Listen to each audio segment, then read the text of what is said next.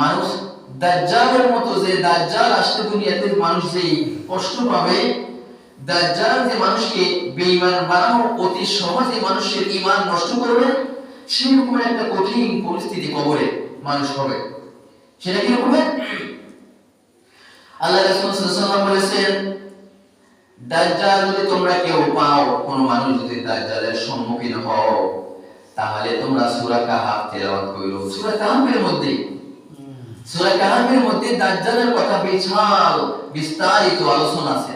আল্লাহ নিজেই বলে দিয়েছেন রাসূল সাল্লাল্লাহু আলাইহি ওয়াসাল্লামের মাধ্যমে, যে সূরা কাহাফের মধ্যে যে নির্দেশ দিয়েছেন দাজ্জাল আসবে দুনিয়াতে, সে মানুষকে বেঈমান বানাবে, মানুষ ঈমান হারা হয়ে যাবে।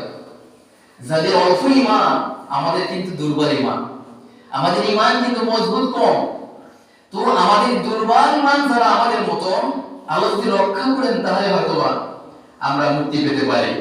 আর যদি রক্ষা নাই করেন তিনি আমাদেরকে, তাহলে কিন্তু আমরা দাজ্জালকে যদি খোদাই মানি, নাউজুবিল্লাহ, যদি দাজ্জালকে খোদা আমরা মানি, তাহলে এরকমের বিশ্বাস করতে পারে মানুষ যে লোক তো আমাকে খানা দিতে পারে, আমার মৃত্যু বাদকে জীবিত করতে পারে, এটা তো আল্লাহরই কাজ। কিন্তু প্রিয় ভাইরা, স্বয়ং আল্লাহ তিনি এমন একজন